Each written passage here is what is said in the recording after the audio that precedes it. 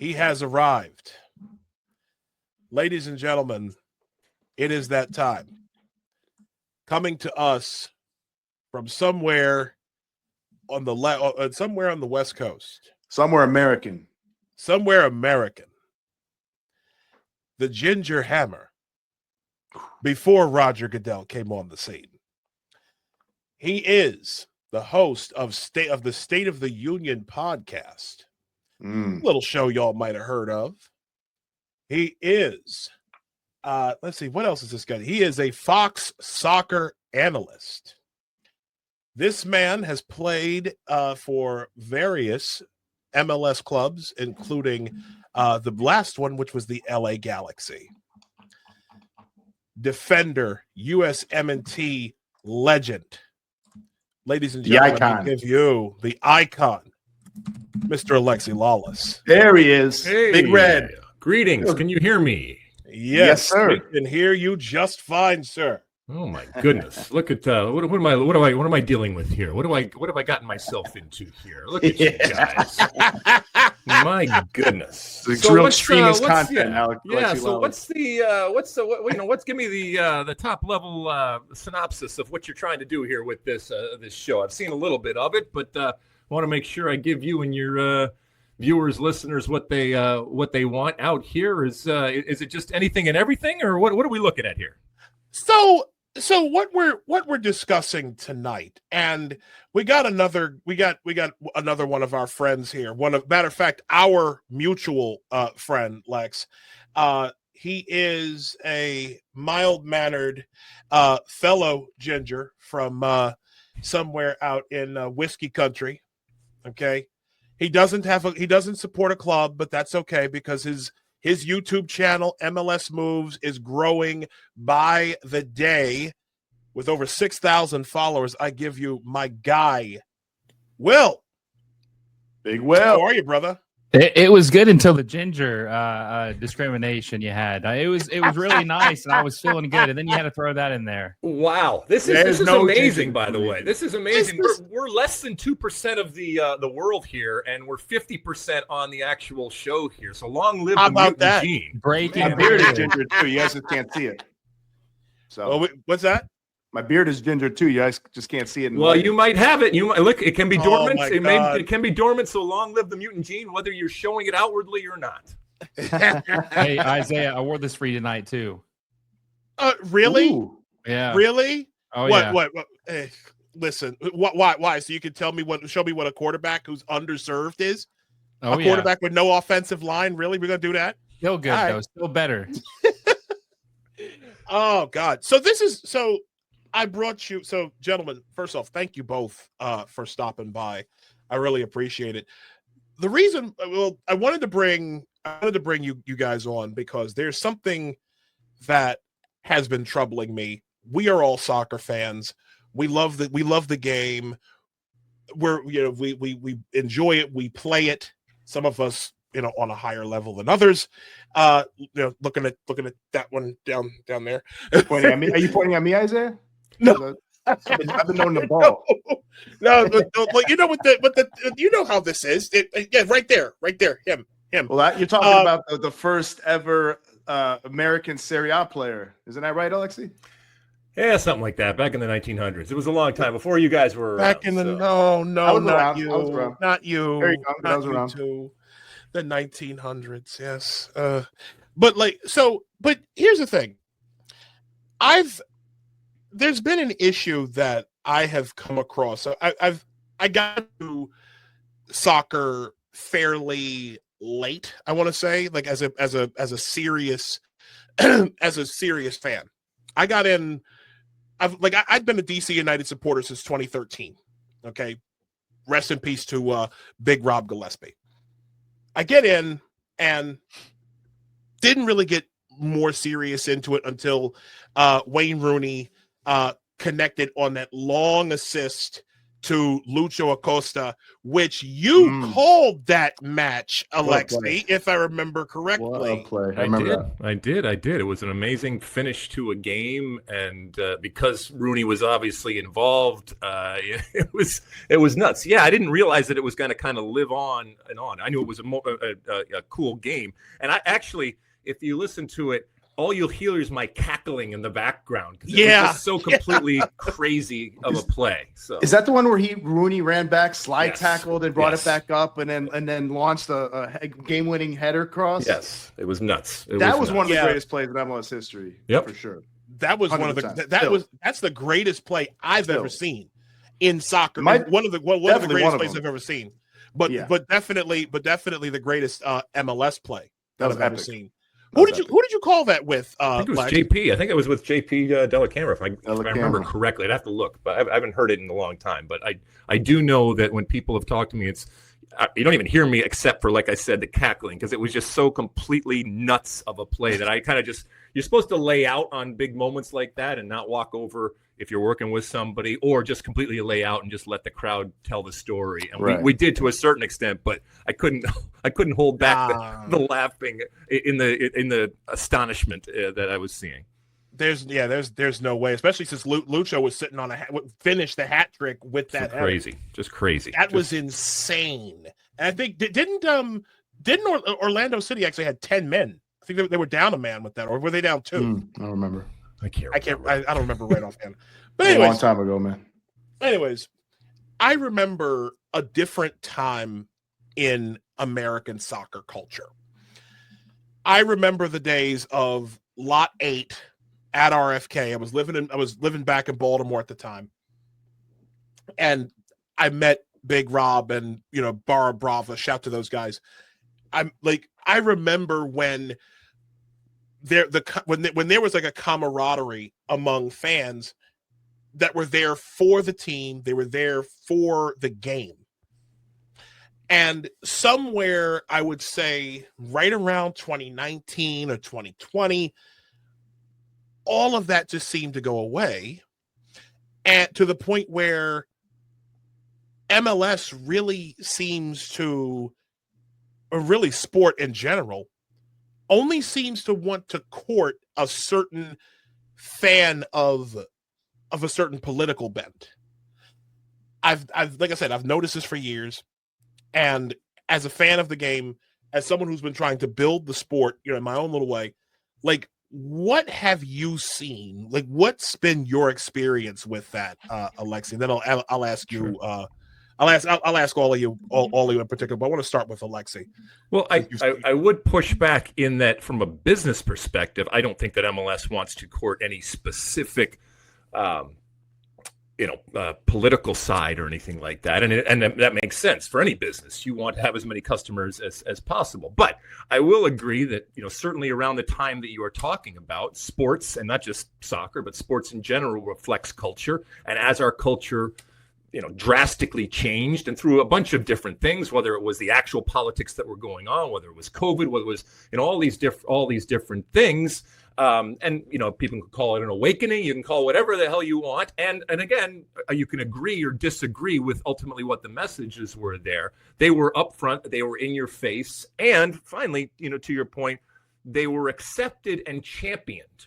And, listen, when you go about doing that, you do risk alienating a certain portion.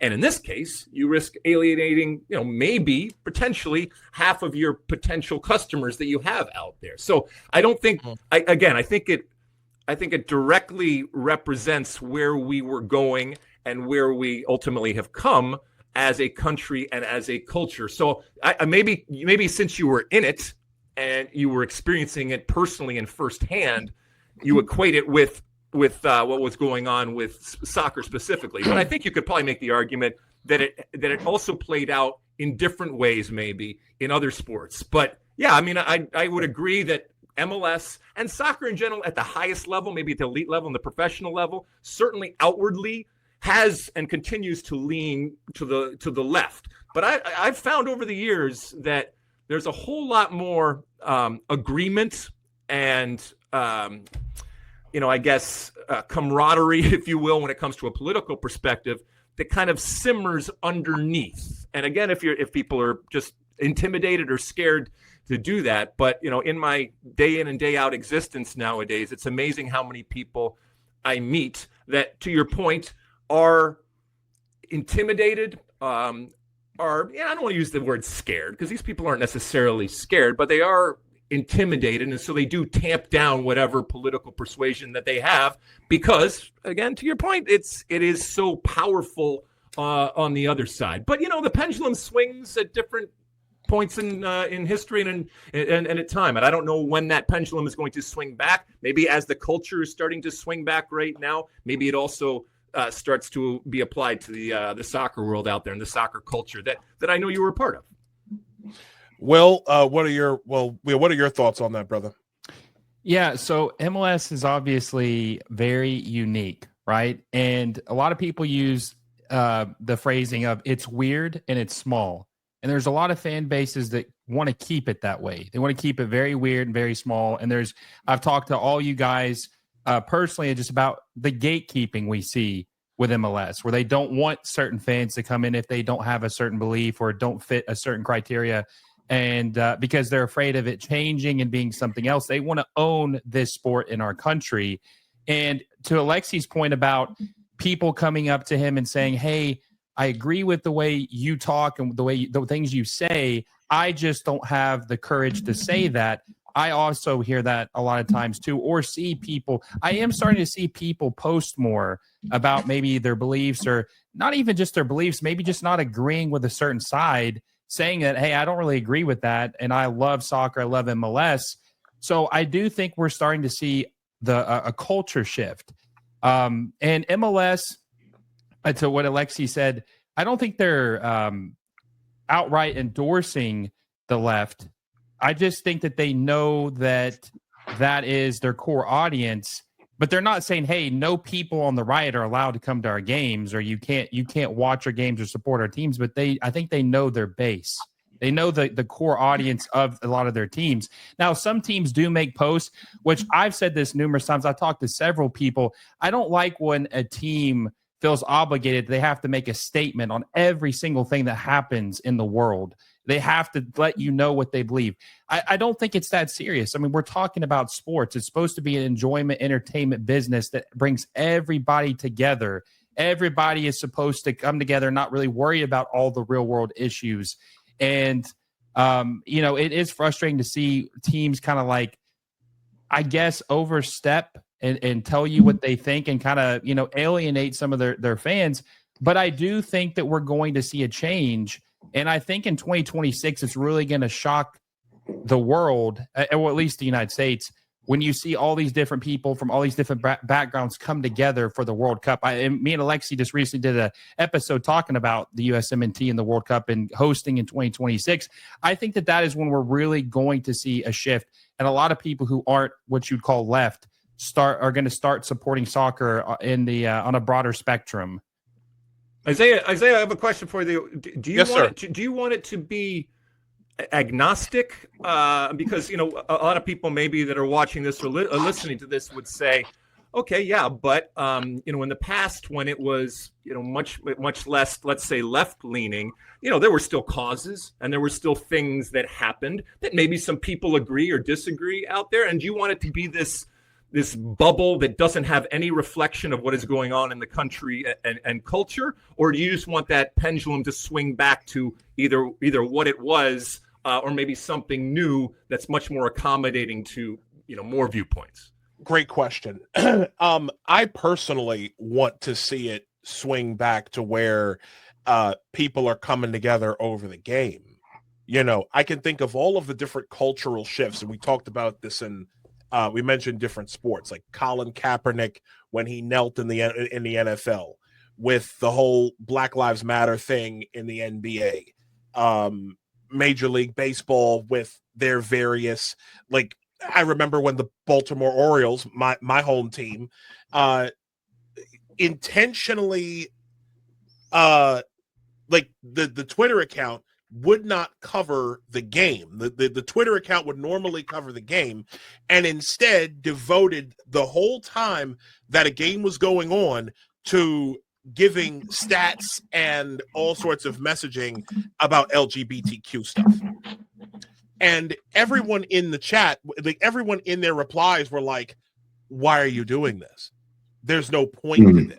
Like, why? Like, what are you getting? Like, how much in ESG points did you get for doing and this? Isaiah, if I could jump in real quick, and also something that Will said. I think what you see is you'll see there's especially in and during like the peak wokeness of like 2018 to 2022, 23 maybe, things might be dying down a little bit, but you've seen a real sensitivity to offending people of left-wing sensibilities, but then posting let's make it Pride Month, a lot of trans stuff, gender stuff, indoctrination kind of things throughout the whole summer, BLM like the whole year during 2020, which everybody agrees that Black Lives Matter, but do we recognize that BLM is run by literal openly admitted Maoist Marxists, right?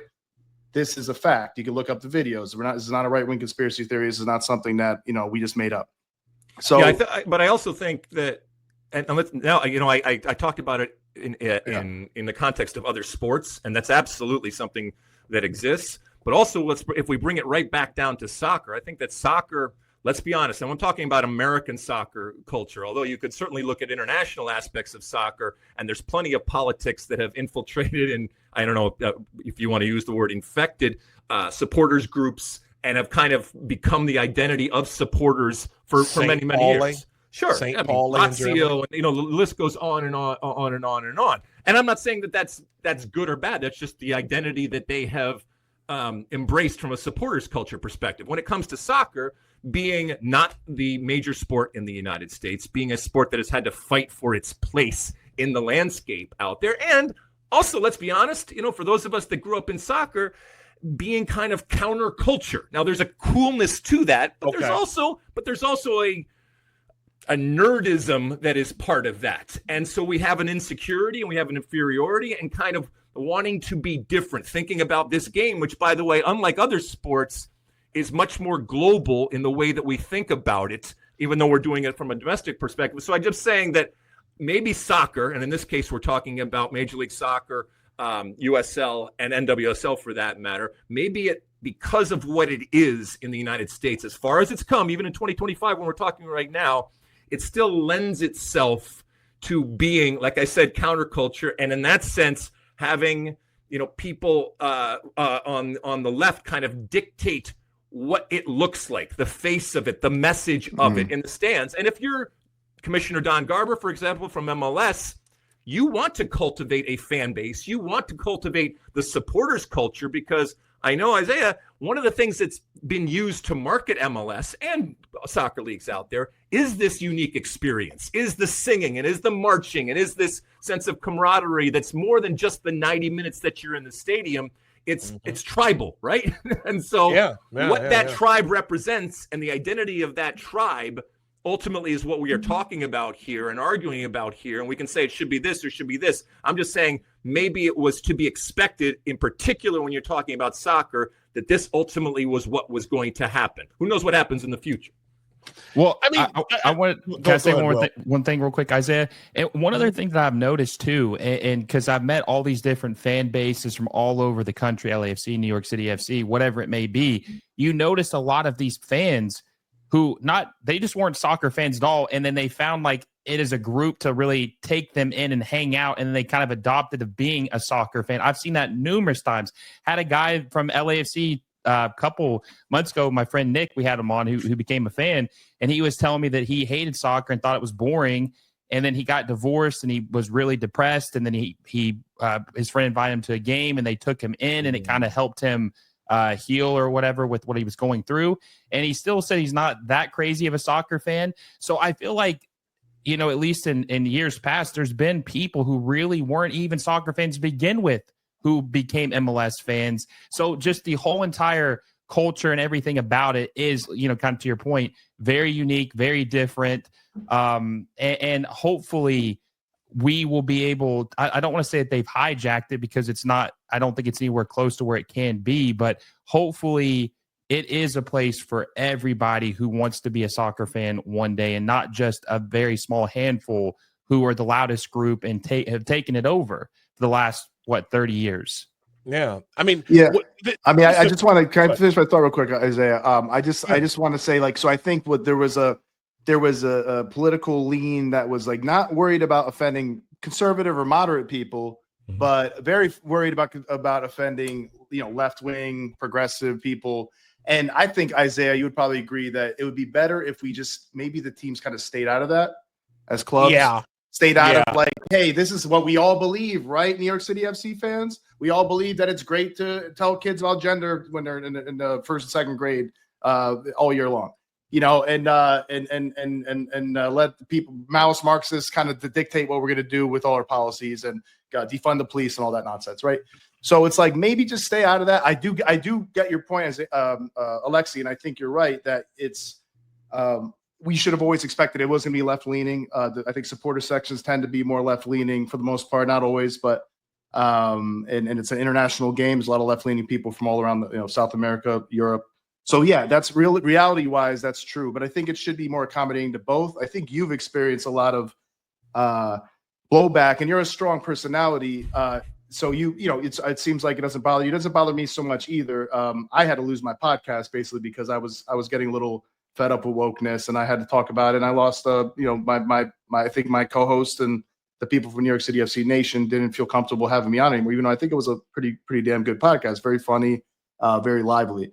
Do you think that professional sports teams, whether it's a soccer team in MLS or any other ones, have any responsibility that goes beyond the X's and the O's and we won, and this is our New Jersey or anything like that, in terms of talking about things that are happening, whether it's on social media or from a general marketing perspective that they are doing? Do they have any, like I said, cultural, social responsibility to talk about the things, given the power and given the impact that sports has, especially on young people out there? And where is that line? What is, that's a good question, too far? What is enough? And that line probably changes over the years, but anyway, I'm curious to hear. No, that's a good. I'm gonna let Isaiah talk, but I agree with you. I think there is, like, I think you could probably make it more politically neutral. Like, hey, we're going to help the community with money, building, like New York City FC did with building soccer fields, small little soccer fields in different parts of the city, things like that, without it being like, hey, everybody, we're going to blast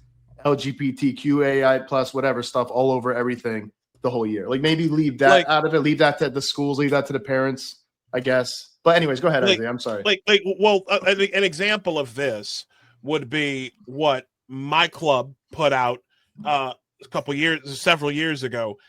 This was a club statement that was put out right after the Roe v. Wade, right after the Dobbs decision. Okay, from the Supreme Court. Yeah. Where the club statement was, reproductive rights are fundamental human rights.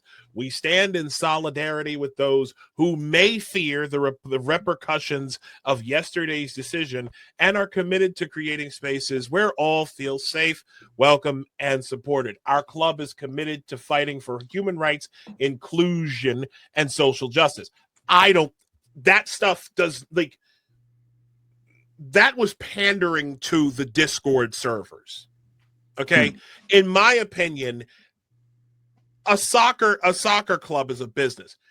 That is an area that that really no soccer business putting out statements like that. And because they're alienating. They're very much alienating. Like, so you go into just John Q customer. I go into a soccer match at Audi Field, and I see this gray tarp that says abortion equals healthcare on it. Okay, or remember Khashoggi, and then this awful portrait of Jamal of the late Washington Post reporter Jamal Khashoggi on it, because the supporter groups are pissed about sports washing and the fact that Jason Levy and took the group out to a Saudi Arabian facility to train last season. You know what I mean? Like to me, there's a line. There's a line, and like I said, when you do hyper political stuff like that, one, it blurs the lines of one that becomes. I've watched too many instances where that becomes the focus, where the politics and the virtue signaling and making people feel like, we're this great and awesome entity that you can spend that a certain amount of people can spend their money with. You know what I'm saying? And at the expense of other people who just ain't with that stuff. Or if you slightly disagree with it, you're a hateful person, for example, or disagree with certain aspects of something. You just must hate people. And it's like, that's not a good message to have to your fans who just have different values. Maybe they're religious, maybe they're conservative, whatever it is.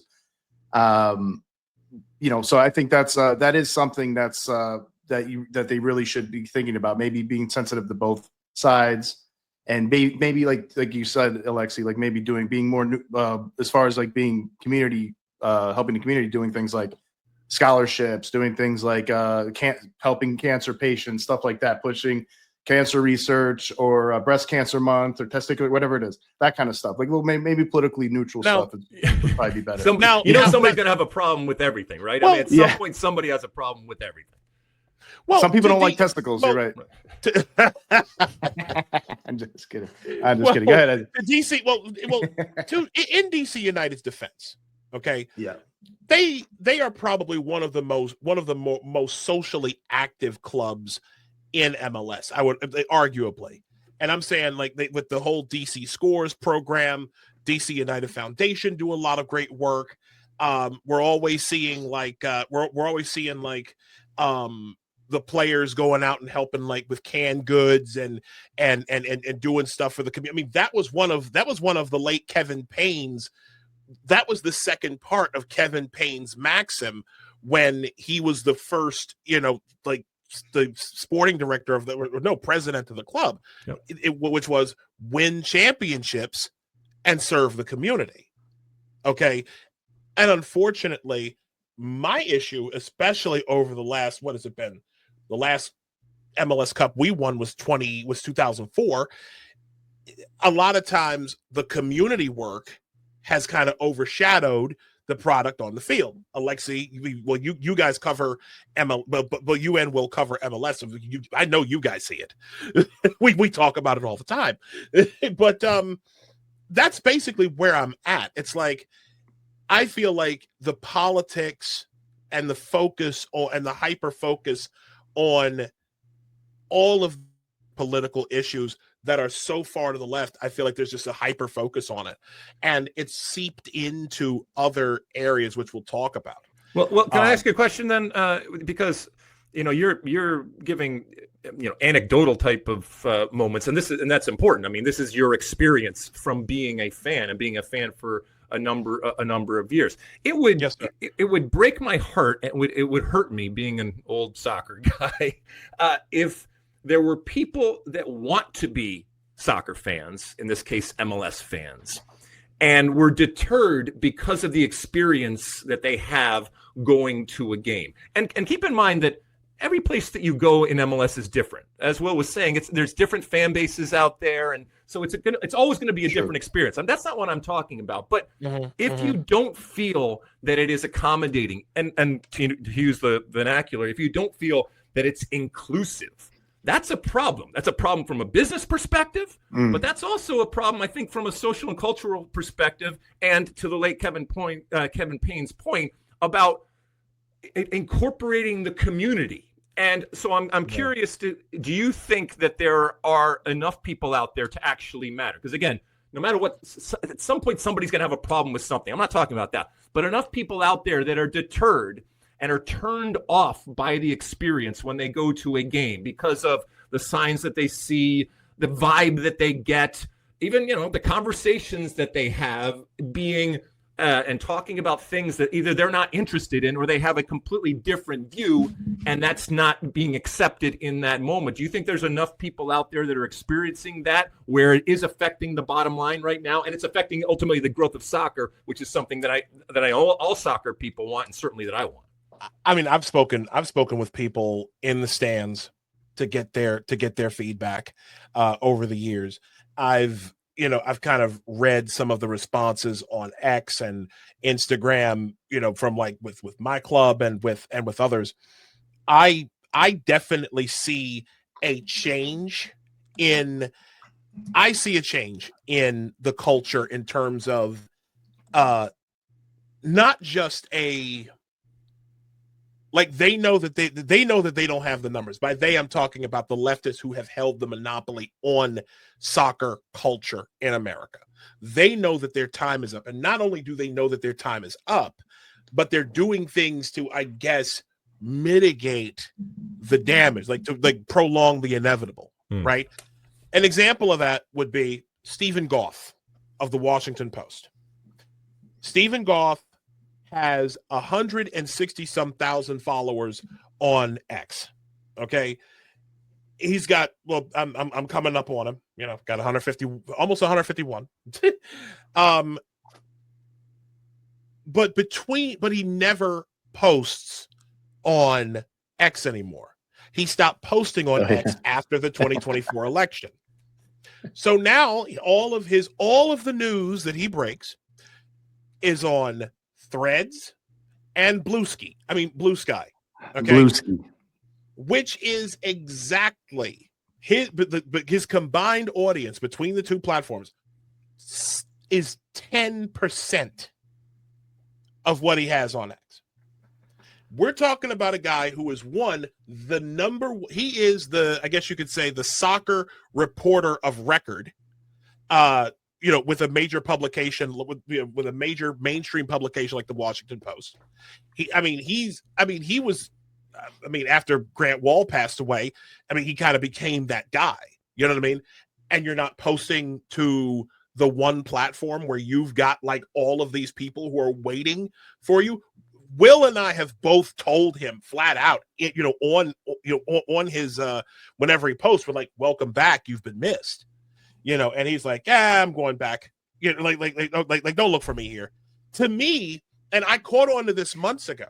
To me, that feels like you're trying to hide the league from people. You're trying to gatekeep the league from people who you don't agree with politically. Why else would you take all your coverage to two smaller social media platforms? It doesn't make any sense. Yeah. How do you, Will, you've had that conversation with him too. What was going through your mind when you heard that? Well, clearly Blue Sky is an echo chamber and kind of like the rebellion version of Twitter. They're trying to make it that, and several people have said they were going to leave permanently, and somehow they found their way back to Twitter. I don't know if you see some of the people said they were leaving, I'm never coming back, and they're back on like a week later. That's why I think it's funny.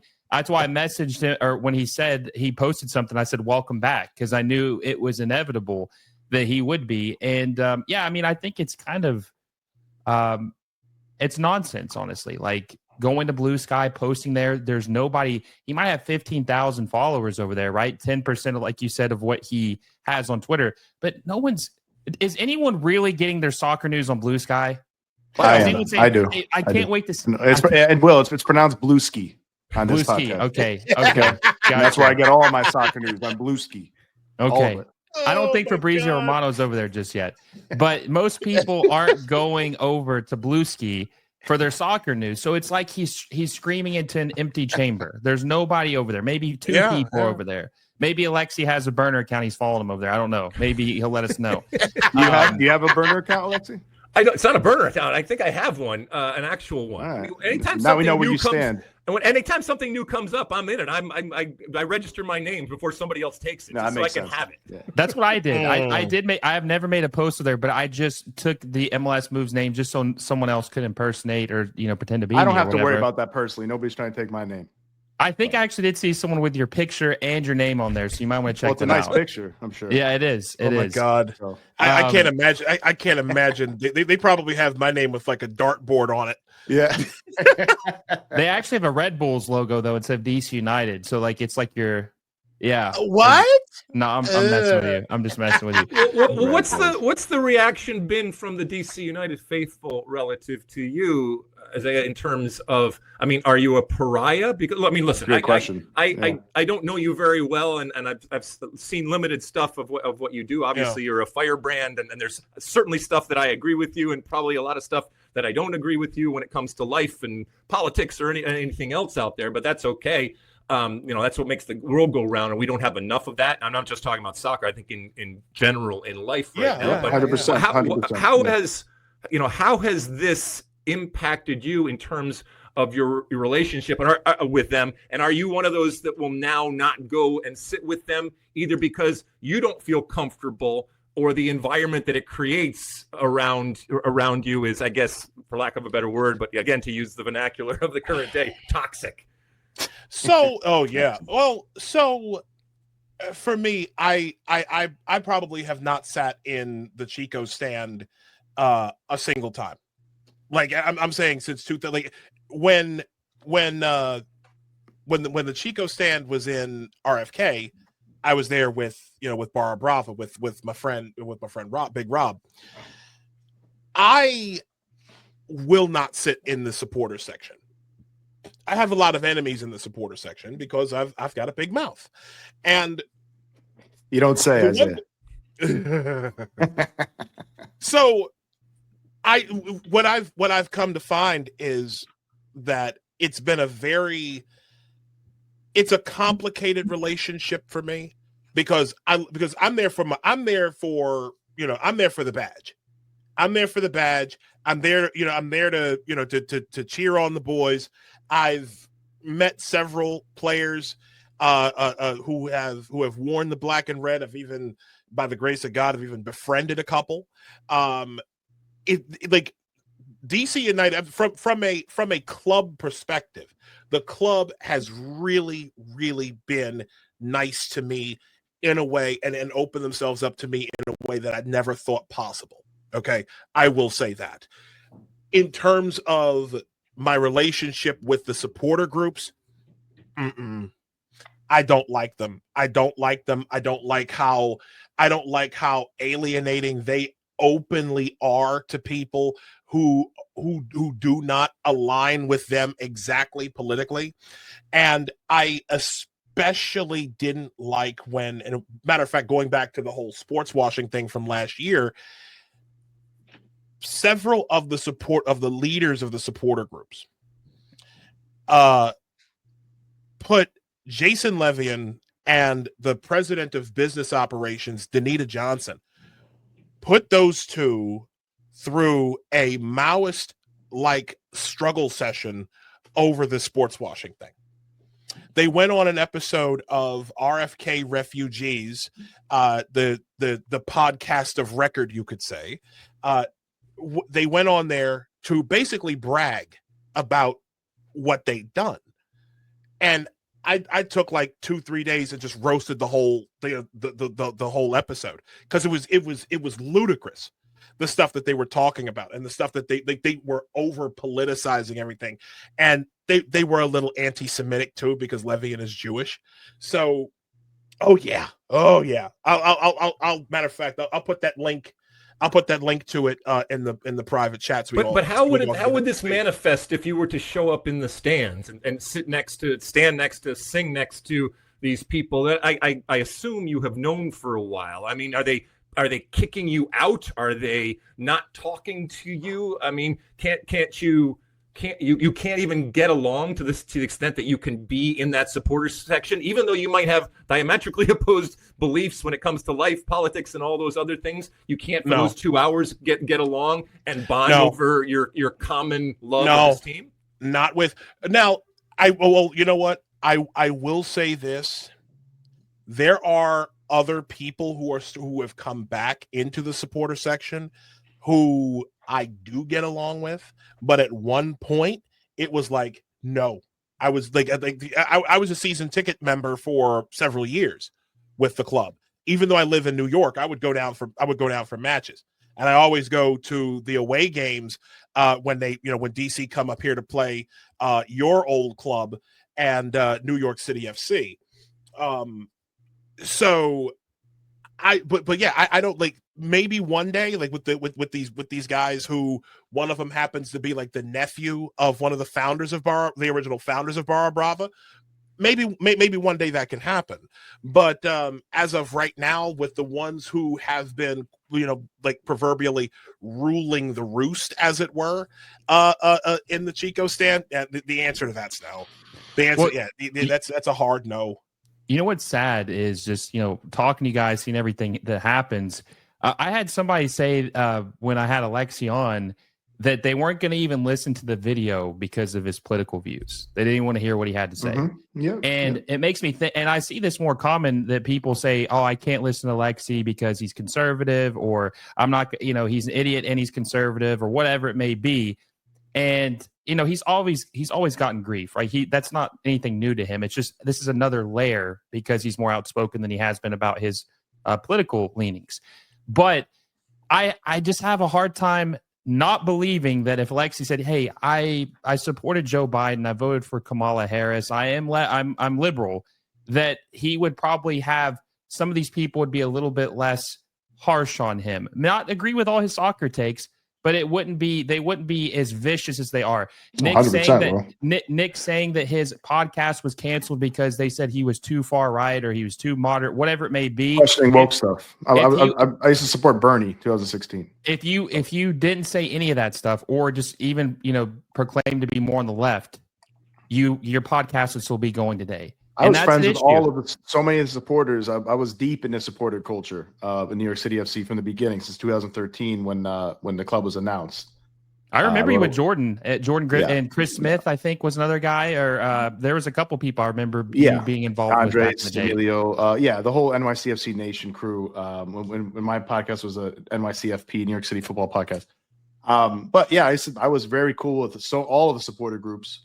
New York City FC, Third Rail, Hearts of Oak, what else am I forgetting? Freaking Blue Ladies, you name it. There's a bunch of them. The La Doce. And those guys loved me, but I don't know. I haven't seen them since 2020. So in 2019, 2020, I haven't seen anybody. A lot of people unfollowed me because I just started talking about politics the entire time, which I get. Maybe you don't want to see that all day. I get it. But I don't know how it would be if I went to the supporter section now. I'd be fine with them. I don't give a crap if they're Marxists. I knew some of them. They're literal Marxists, some of them. Some of those people are really nice. Like my boy TJ, I think that was his name, TJ. Sorry, TJ, if I got that wrong. He was great. But if I saw him now, I don't know if how he would act to me. Maybe he thinks I'm a terrible fascist, evil person who just hates everybody on earth. And maybe I'd get beaten up. Maybe they'd attack me. I don't know. I'm happy to be friends with anybody of any political, whatever, unless you're doing something terrible.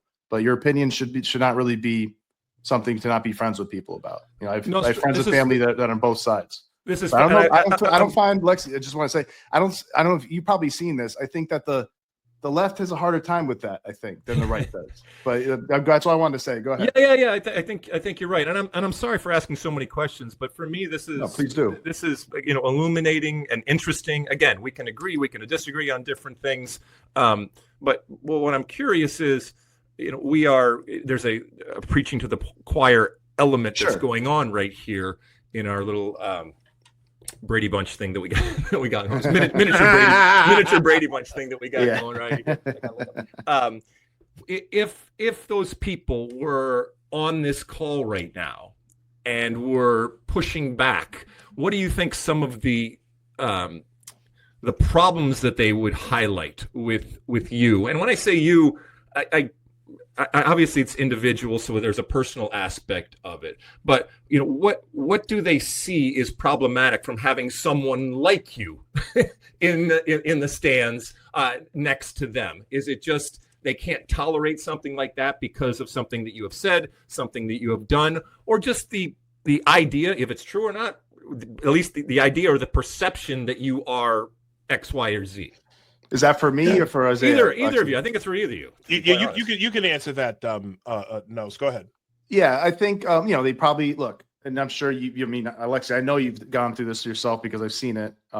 You post something, and you're just like, "Hey, I don't know, I'm just questioning this," and then everybody's like, "Oh, why don't you just, dude, stop posting, fascist, stop posting, MAGA, maggot, whatever." whatever they say. Every So move. if I criticize, for example, maybe we shouldn't be like teaching kindergartners, first grade, all the way to fourth, fifth, sixth, seventh, eighth grade about 100 different genders, which is clearly going to confuse little children.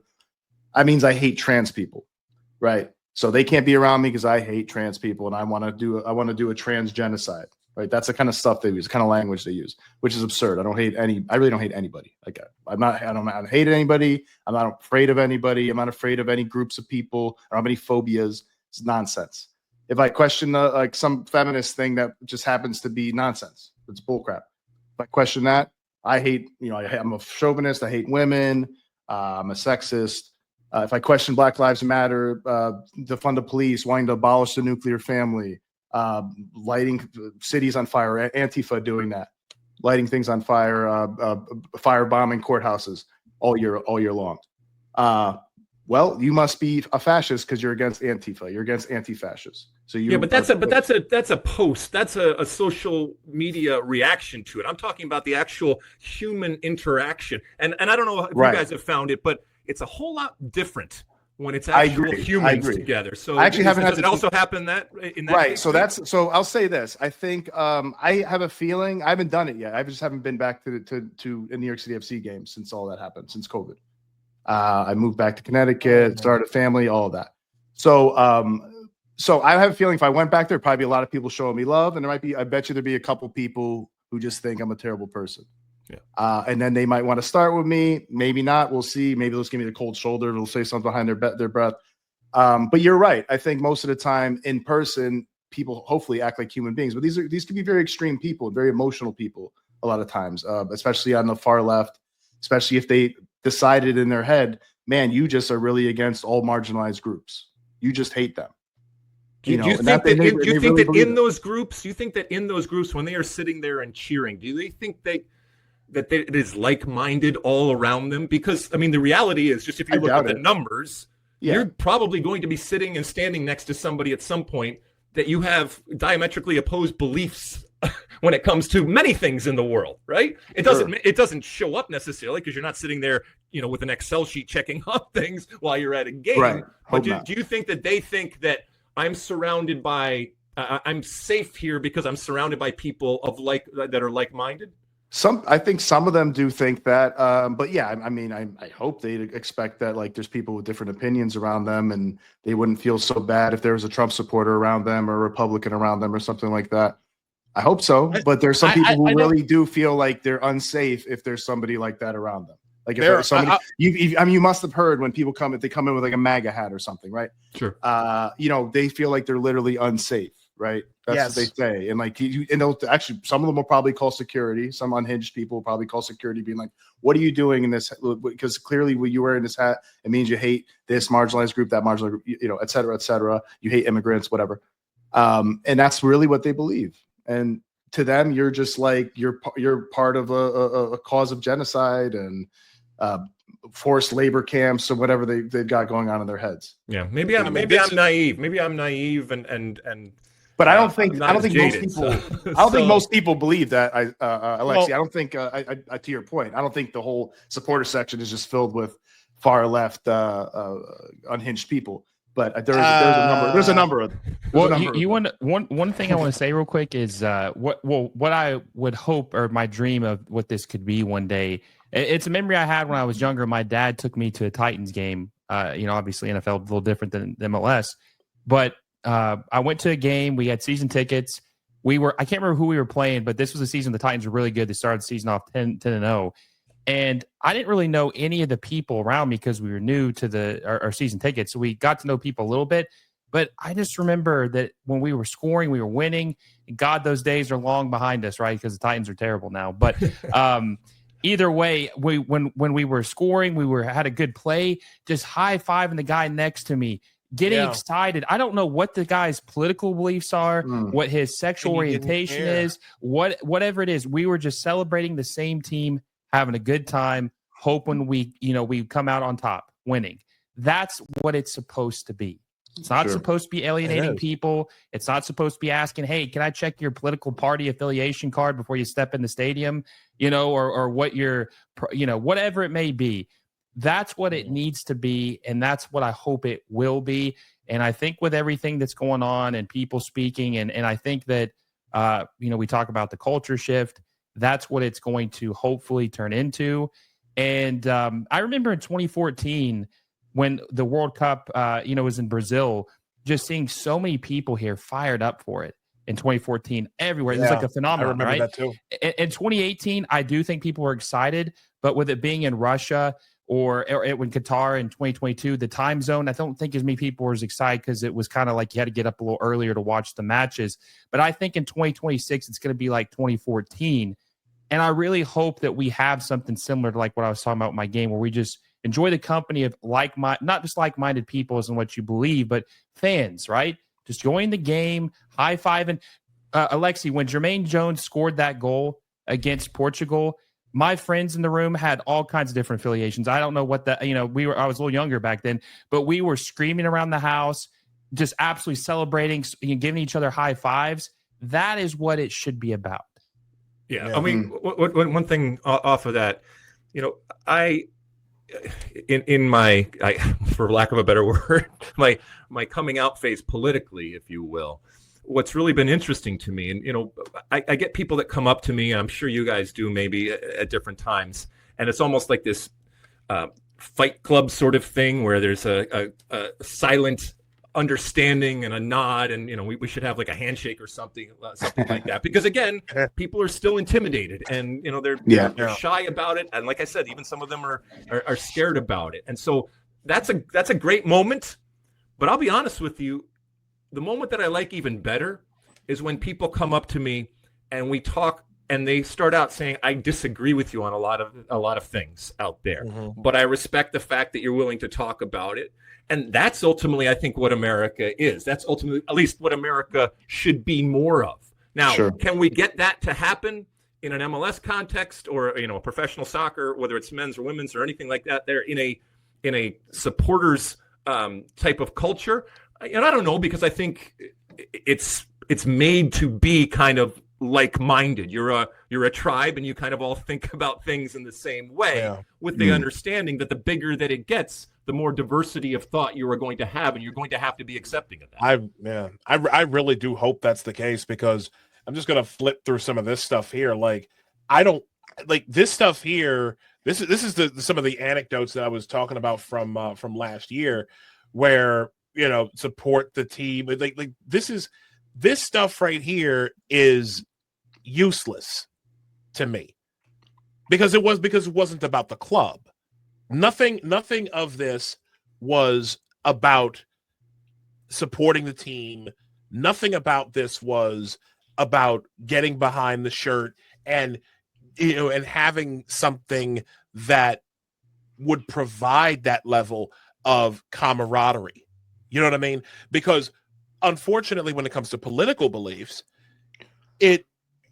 people will sometimes take your political beliefs and equate it to some sort of moral failing. Alexi, you deal with this on an everyday basis with all these people coming in like, I thought you were so much smarter than you were. I really thought you were a smart guy, but now I find out that you're MAGA and I can't support you. And it's like, so everything that this person was, everything that you were before they knew what your political affiliation was, just goes out the window. Yeah.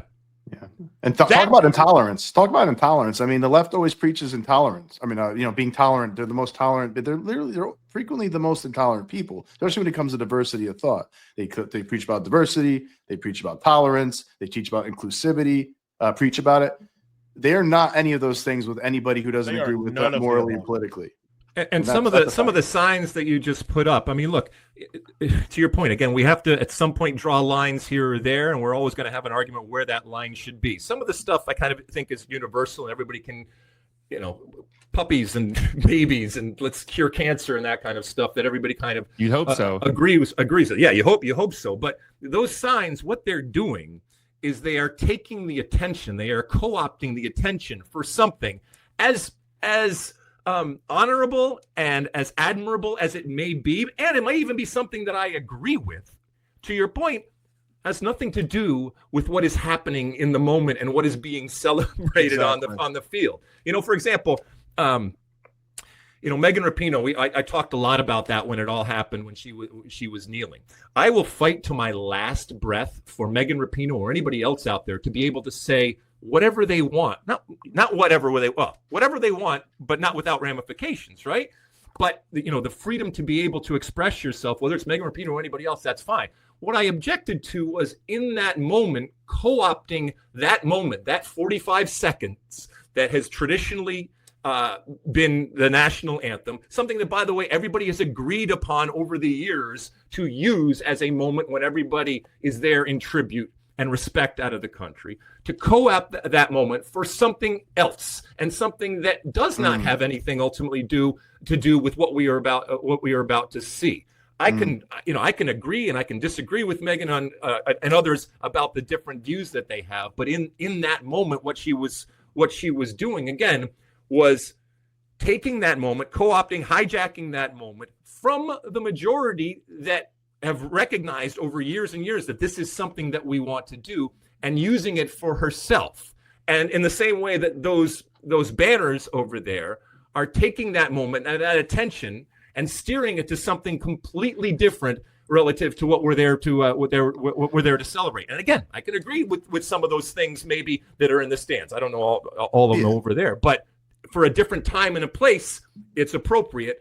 And in those cases, I don't think that it is. I think you're talking, Alexi, about which I agree with, that certain things should probably be a little sacred, right? Maybe the national anthem, we can all just, let's not pick that 45 seconds, minute, whatever it is, to start doing all of our different political views. Maybe everybody just puts their hand on their heart, sings along if they want, and let's just focus on the fact that we are one country and we're going to be, these are the best American women to play, or the best American men to play the game right now, and let's support them. Can we have a moment of that without everything constantly being just a moment, just like a minute where not everything has to be like, by the way, screw you conservatives because you were hateful, and then I'm going to show that right now, or vice versa.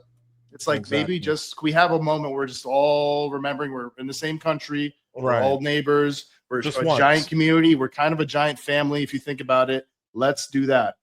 I think that's exactly what we should be doing with that sort of thing. And I think people, if they would understand, like that's part of the reason why so many on the right and probably people in the middle and people that consider themselves Democrats probably have a problem with that. It's like maybe just leave that alone. Do it afterwards. Yeah. You can do it anytime you want afterwards, all the time, all day long. You could all day long be on live stream talking about how you feel about this. Leave that alone. I agree. Will, I know that you have to jet. So yeah, I have to head out. Wife's calling me. That's my cue. I'm sorry, guys. It was a pleasure to see all you guys. Listen, I'm not trying to get in trouble. She gave me an hour. That was gracious of her. I have to head out. Appreciate joining you guys. I feel you. Happy wife, happy life, brother. Happy wife, exactly. Yeah. Have fun tonight. Get in trouble tomorrow. So yes. I will see you guys. I will see you guys later. Appreciate you for having me on. Thanks, Will. Appreciate it. We gotta have you on again, brother. Really appreciate you, man. So with that, Alexi, there is now part of the other thing that I wanted to talk to you about, and this is one of the bigger concerns that I've had, is in this current political moment. Okay, well, I shouldn't say current because we're in a state of realignment, but in the previous one that we've had over the last couple of years, there have been several victims, we'll say. I hate to use that term, but that's what we're dealing with. And yes, it has a lot to do with DC United. I don't know if you wanted to get into this, but I know this is something that I know you weren't terribly aware of this. I don't know what we're talking about. Oh, sorry. So imagine this. You've got a player that comes over from an Austrian team. You get him to the club in 2022 and he sets the league on fire. We're talking about this gentleman, the gentleman whose jersey hangs behind me, and that would be Taxi Funtas. I've been wanting to talk about this situation with somebody, anybody, and get their thoughts about this. This is something that I've covered for now several years. Who is Taxi Funtas? Well, Taxiarchis Funtas is striker out of Messalongi, Greece. He's played for a lot of clubs over the last, I don't know, like 10, 11 years now. And for about a year, he played for the portion of the 2022 and the first half of the 2023 season. He played for DC United. He set the league on fire when he first came in, and I'll just play a little bit of what, like, just to get you up to speed as to who this brother was. Hold on, let me just make sure I get this, and here we go. Julian Gressel arrives and serves. Now Funtas coming through. Oh, it's in the net! It's in the net! It is in the net! Look at the DC! Taxi Funtas! That's what he does! In this fashion, Brad Knight love. Scoot up to the next one here. Taxi. Gressel, what a ball for Taxi Funtas. The cross, it's in the net! Oh, it's in the net! This was Michael Estrada's only goal, by the way. And DC in the lead. That was his only goal that year. That was perfect. Showing his quality. Mark Gonzalez. And then Estrada. last one. Defending. Durkin. Ricochets off poster. Funtas. Taxi, the shot. Oh, it's in the net! It is in the net! Do you believe this guy? That man, That boy good. that was his first game. 2 goals and an assist. He set the league on fire. He had a hat trick the same year.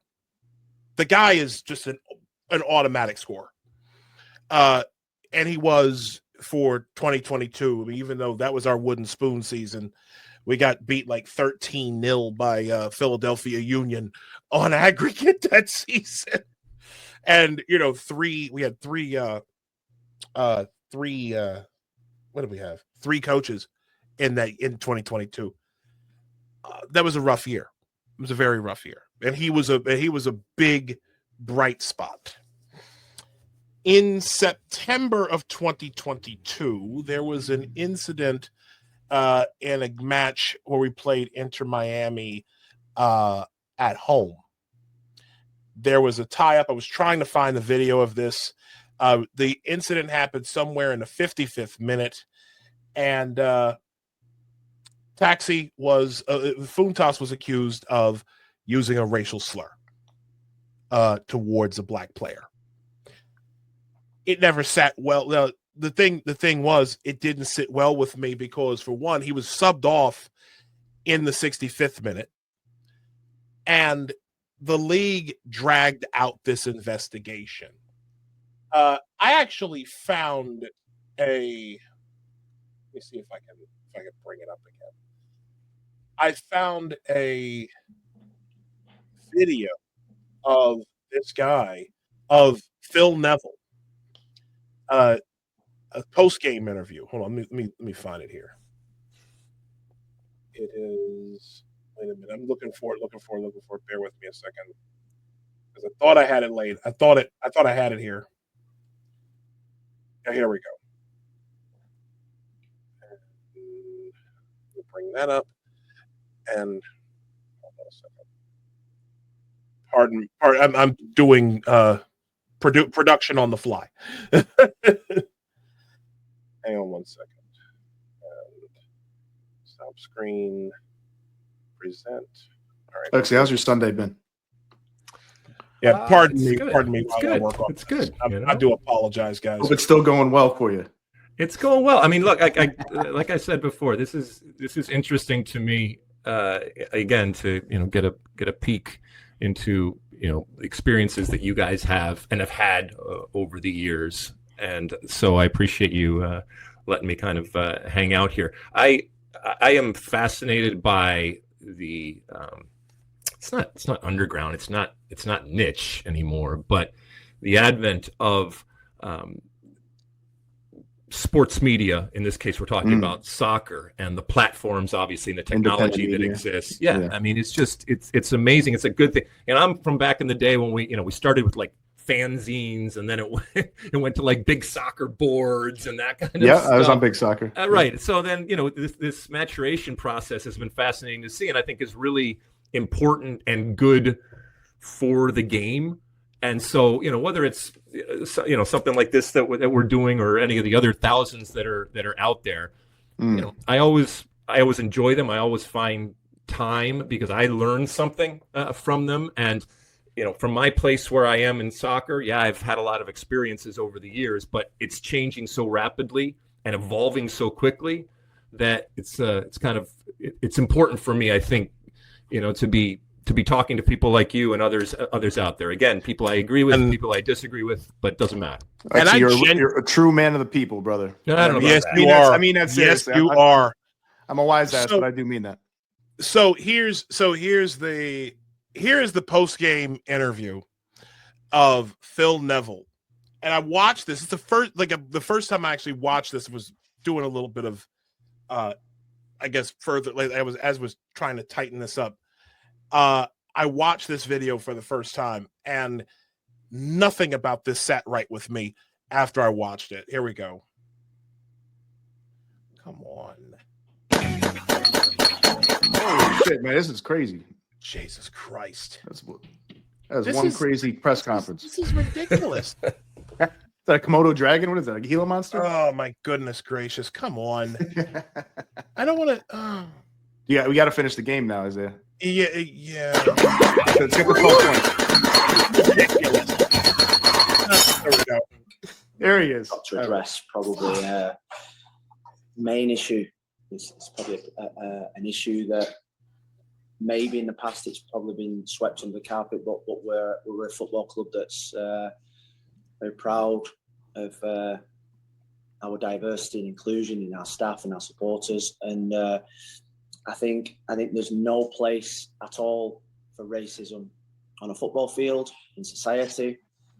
I've just been speaking to the owners, all three owners, and they 100% agree that there's no way in the world that any form of racism should be happening on a football field. And I must commend my players for keeping their calm.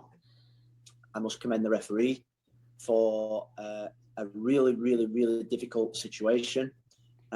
He followed the protocol set out by the MLS. And I must give massive respect to Wayne Rooney for dealing with it in the way that he did. I think I've always known him as a class act. I think today he went up in my estimations more than he's ever done, more than any goal that he's ever scored. I think the players were hurt, players were disappointed, and I called the players over because I've in my previous job with England, we've had lots of experiences in certain countries of racism. So we're quite briefed on how to handle these situations. I learned a lot from Gareth Southgate, the England manager, and all the FA staff in terms of. So I called the players over. I asked them if it was okay. I told them that we were going to stick together, deal with this, that it was unacceptable, that there's no forms, there's no place for racism. I've had enough of that. Now, here's the problem with that. He never spoke. He never said exactly. He never stated what Funtas said exactly. There's a lot of beating around the bush, and which makes sense because when interviewed, you had Ismail Elfath and a couple other referee and the other refs who officiated that match. They found nothing. The league did their investigation, but the problem was the league dragged their feet on the investigation. They started that investigation in September. They didn't announce the findings of said investigation until after MLS Cup, the conference finals of MLS Cup. And just to give this very inconclusive statement, I have, goodness gracious, I don't know. I had all of this together. Hold on a minute. Yeah, I'm sorry for being a little. This is a little bit of amateur hour here. Here we go. You got it. All Yeah, I got it. I was going to sing a little ditty. Oh, no, you don't have to do that. I promise. You don't have to do that. Okay. All right.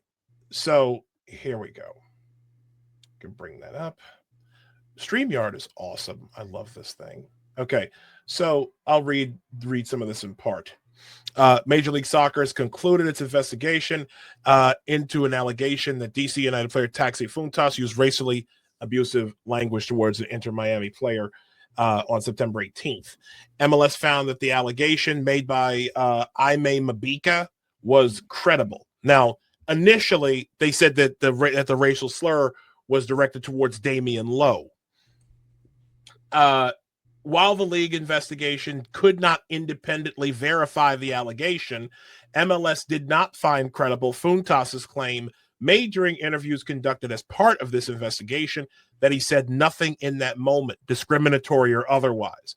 Video of the incident clearly shows Mabika suddenly reacting to something he believed he heard from Funtas. MLS was unable to confirm independently what Funtas said in that moment, as has been the league's longstanding practice for determining player discipline for these types of allegations. So, in other words, you said something, we know you said something, but we can't confirm what exactly you said. But they dragged this investigation out for like I said, almost 2.5, almost 3 months.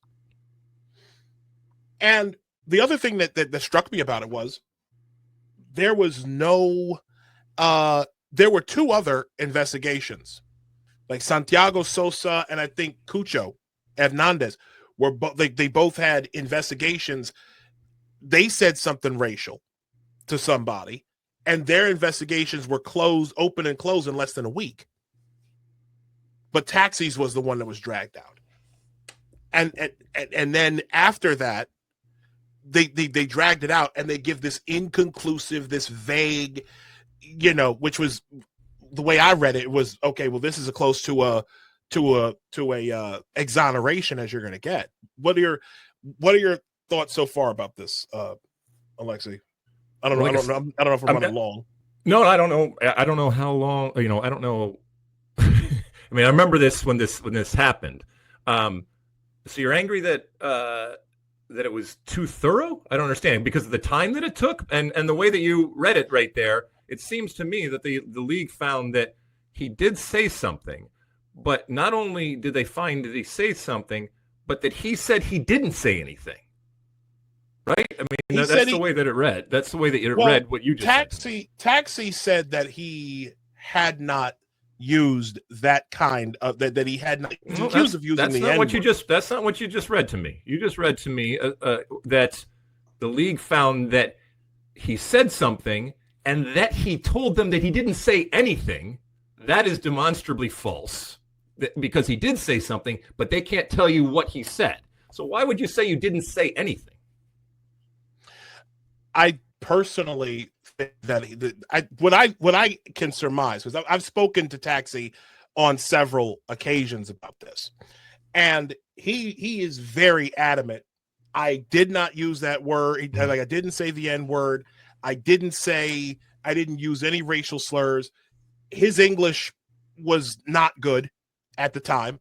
Okay, so if he had said ne, which is Greek for yes, then I understand where that could have gotten a little mixed up. But there's something, the situation just didn't smell right to me. Mm-hmm. It seemed like a railroading of some kind, because with that vague statement, and they weren't able to just say he did not, like, we could not find that he used a racial slur. They didn't say that. They just said, oh, we know you said something, and that was it.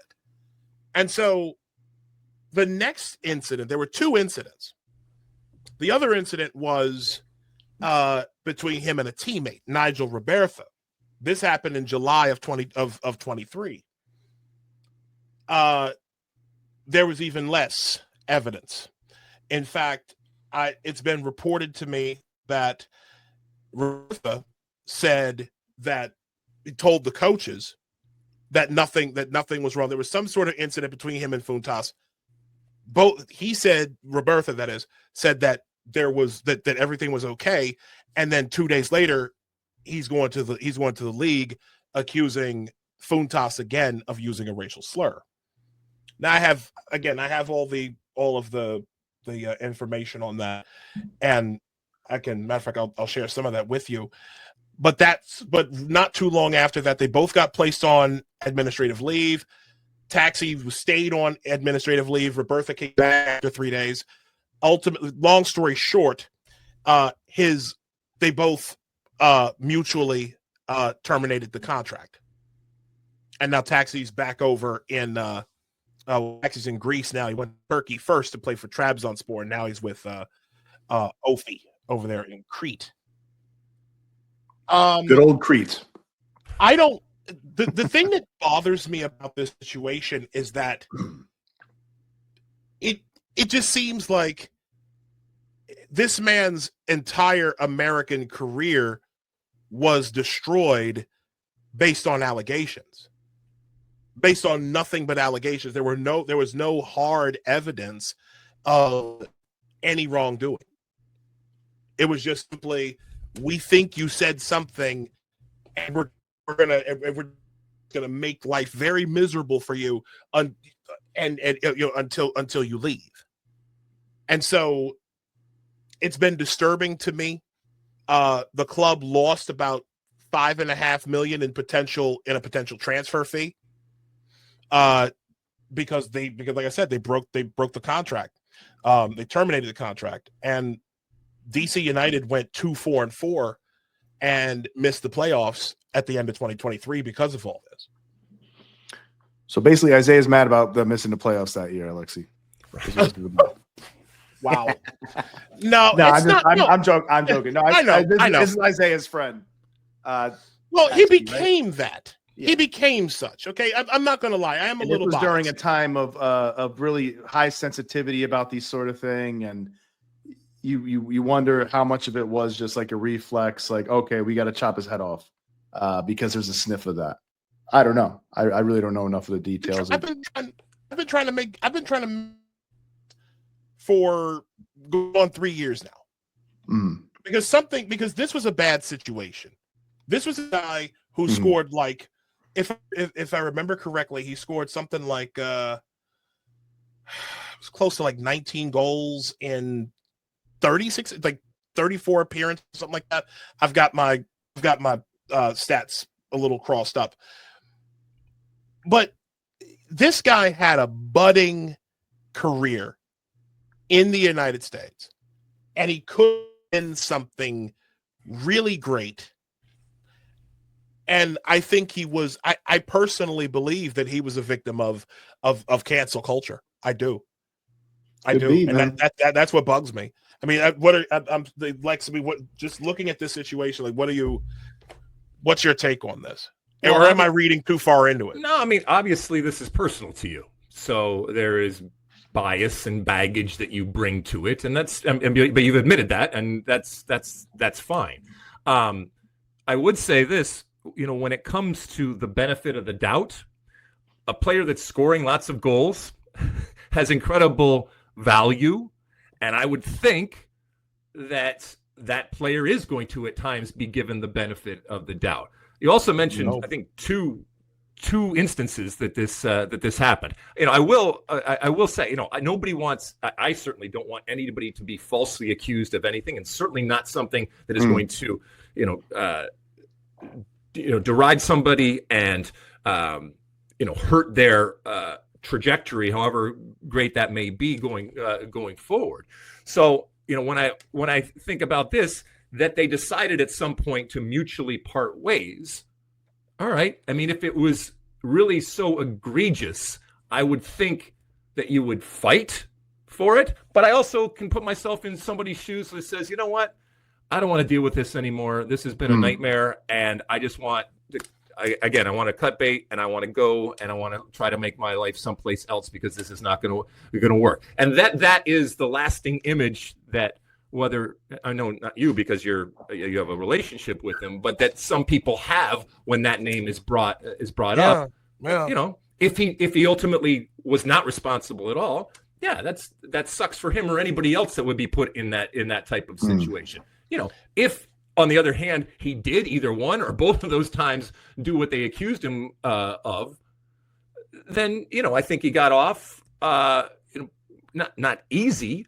But I think you have to deal with these things. And to your point, the timing is everything in life. And the moment in which this happened, maybe it would have been dealt differently 5 years before or 5 years after, 5 years after that. But that's just the reality of the world that we live in. I mean, we're living through a moment right now that has changed dramatically in terms of the reactions that we have, in terms of the actions that we take.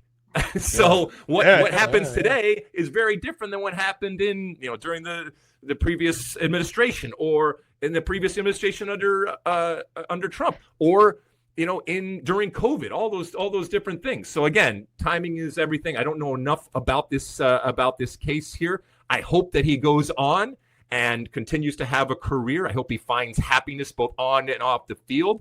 If he is guilty of doing this, ultimately, I hope that it was an aberration. And I hope that this is not something that he continues to do, because there is no call for it, whether it's him or anybody else here. And if and when that kind of stuff happens, you do have to nip it in the bud. And I get that in the emotion and in the moment, players do things and say things. And I want to give grace to people, because I can put myself in those types of positions. But again, it goes back to those lines that we're talking about. Where are you drawing the line, and what is unacceptable?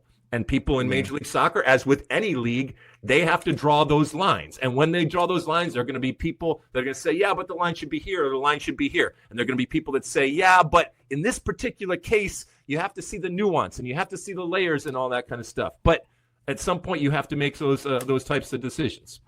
Yeah. I mean, like I said, he did get death threats, and they ended up having to basically pay off the place where they were staying at for like pay it off early, and they had to do a whole bunch of stuff. His son was like 3-4 years old at the time, and to just kind of pull up stakes, and his wife felt I've developed a relationship with these two, and it's like, to see what they went through. Taxi said in an interview when he was playing for Trabzonspor that he very nearly quit soccer because of it. I don't think someone who would have said something like that, I don't think they would have been contemplating quitting soccer. I also don't think that they would have. One thing I left out that I forgot to mention, rather, is that Taxi paid in the second incident. He paid for a polygraph test. He paid for his own polygraph.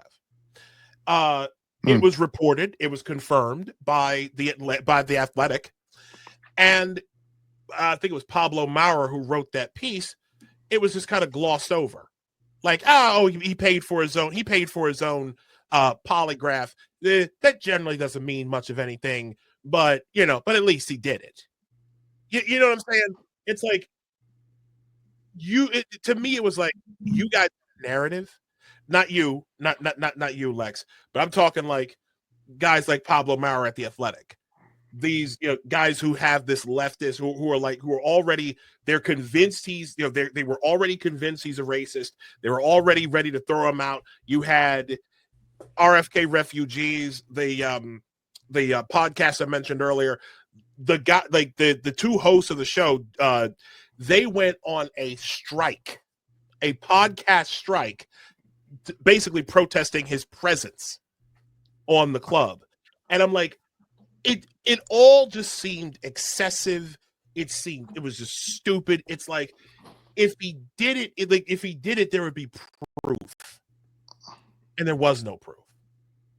And that was just, and honestly, like I said, I feel like Funtas is a very unfortunate victim of cancel culture.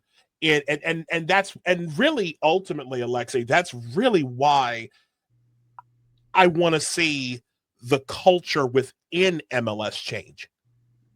Because when you get so high on your own supply, where everybody's just virtue signaling, where everybody's just like, yay, look at me, I have the right political beliefs, and I'll avoid getting thrown out of my in-group. Like, that was basically what took place there. That kind of culture has to change. And I've seen a lot of it, and not just with DC, where I'm right up on it. I see it with other clubs. I mean, Portland. I mean, Jesus Christ, they might as well be Antifa Timbers Army. You know what I mean? But that's what I'm getting at. It's like, there's something wrong, and I've been trying to get to the bottom of it. And I hate that. I mean, please forgive me for kind of dumping this on you. No. But it's been driving me insane for the last. Well, I shouldn't say insane, but it's been concerning me for the last several years. Well, I mean, I can see that it concerns you, obviously, and look, like I said, he's a friend of yours, and so that support is admirable. Again, I don't know enough about the situation when it comes to what he did. I will say, when you're looking at Portland or others, you seem to be concerned with what has been created and what has been adopted, if you will. And we were talking earlier about the evolution of independent media and everything. Times change. MLS looks very, very different. I mean, back in 1996 when we started, sometimes I wish I could bring people back and just have them sit for a week and see what MLS was. And I'm not even talking about on the field, but yeah, even on the field, what it was, but even off the field, and the environment and the climate and the landscape that it was. Mm-hmm. And any type of business, as it grows, as it gets bigger, it's going to go in different directions. And guess what? It's going to go in some directions that people like and people don't like. And there's going to be an element of grumpy old, in this case, men, that say, "Hey, this is what it used to be, and why isn't it more of that? And why has it become that?" And I am constantly trying to guard against being too grumpy, without completely abandoning my principles, without completely abandoning common sense, without completely abandoning what I think is right, whether it's something on the field or off the field, in the stadium or outside of the stadium. But with the recognition and I guess the humility that the world moves and the world changes, and it changes in ways that me, you, others at times may agree with, at times might not agree with, at times might be part of the majority, and at times might be part of the minority. And that's not necessarily a bad thing, but it is the reality of the situation. And so when it comes to, like I said, Portland or any place else out there, at times they are going to reflect what that community is. Maybe not all of that community. Fair enough. And maybe not even the majority of that community, but it is going to be a reflection of that community. And either people just accept it for what it is, and from a business perspective, you have to be careful, because if it's limiting and it can't grow, then you have a problem. Or you say, this is what it is now, but it can change, and it can change and evolve. I'm not saying that Portland or anything is going to change a lot, and I'm not even saying they necessarily should. But again, it just goes back to what we started talking about at the beginning of our show. I want as many people into the tent as possible. I want to be as welcoming as possible. And to your point, too many times we're not. We're gatekeeping. We are exclusionary in the things that we do, in the things that we say, and that is detrimental to the game that I love. And I recognize that as many people come into the tent, not everybody's going to stay. They might taste test it, but that taste test, I want it to be as awesome an experience as possible. That does not mean that they agree with everything that they see, hear, or experience, but ultimately, in totality, it's something that they enjoy. And more importantly, it's something that they want to come back to. And to your point, everything that we've talked about here tonight is too many times, I think, that experience in totality, they leave and they say, I didn't feel comfortable or I didn't feel welcome, even if we do get them into the tent. But just getting them to the tent is already a feat in and of itself. So I've got one question to ask you, and I don't know if Nick, you got anything, but well, it's two. Actually, can I ask him first? I think it kind of goes along with what we were talking about. I agree with everything you just said, Alexi, by the way. That was very very well put. I will say just separately, not as a rebuttal or anything, that I think in general, not even have to do with soccer, people should also realize that not all change is progress, right? Mm-hmm. So not all things that change, not all new things are necessarily good, not necessarily wanted, not necessarily wise to do. And I think there is a, probably every young generation, but I think increasingly in our generation and the media we've seen, it seems to be like anything new that comes out of like universities or something like that is immediately we accept it and that's progress and shut up, right? And then if in a lot of it's really not wise. A lot of it actually isn't really philosophically, psychologically, sociologically going to work. Like for example, when you have people saying like, if you focus so much on diversity, for example, that's a really quick way for people to get tribal and divided with each other. Now, it's not to say that, if you're constantly focusing on this group, that group, this, like breaking them up, it's hard to be a united a group. And that's just, we know that through social psychology and sociology. And that's really what the Democrats and the left have been doing for a long time. And you can't have pluribus without the without the unum, right? The e pluribus unum. So you have to really, what we should be emphasizing. This is what any good social psychologist will tell you. I'm educated in psychology. I'm a big fan of Jonathan Haidt. I read his book, The Righteous Mind. It's back there. Really great book to understand humanity. And basically, he says, and this isn't even against woke. This is like in 2012 when he wrote this. Actually, probably 2010. And he started writing in 2011. And he's like saying, it's like, if you want to have a lot of camaraderie in a company, in a group or whatever, it's like you do not emphasize the issue of identity groups or different religious groups, sex and gender. You do not emphasize that. You should emphasize shared values. What makes us all come together? What do we all believe in? What do we all like? What do we all have in common? That's the way to do it. And we've been going completely in the opposite direction of that. And we're seeing the results of it. So that's just something I want to bring out in general. And if you have something, you want to.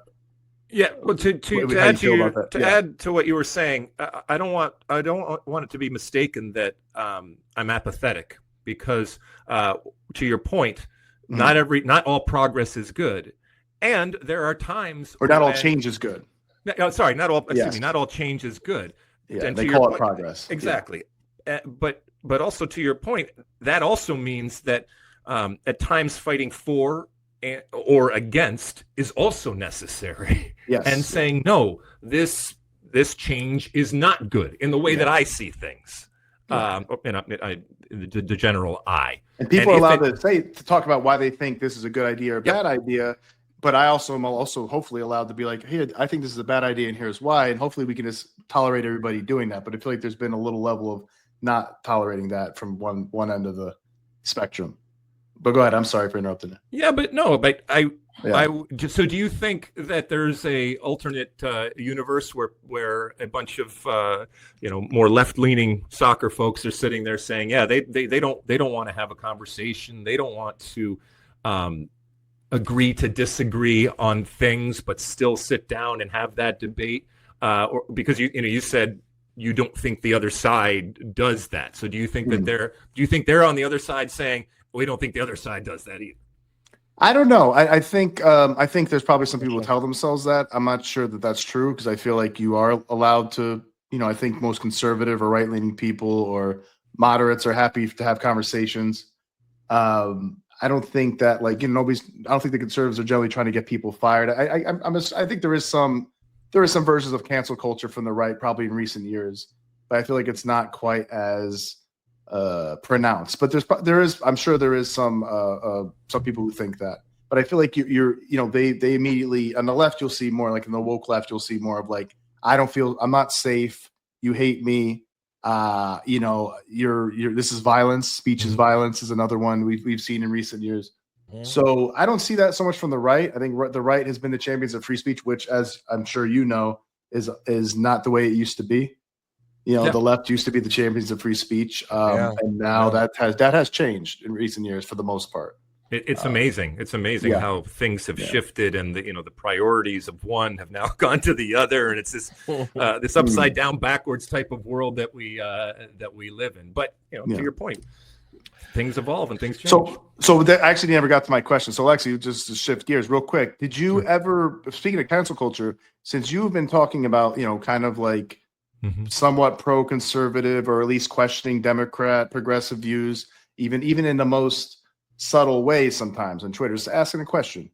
Did you ever find that you were like your career was in trouble? People were messaging you, emailing you, yo, Alexi, I don't know if you should be tweeting this stuff. Like, you ever experience any of that?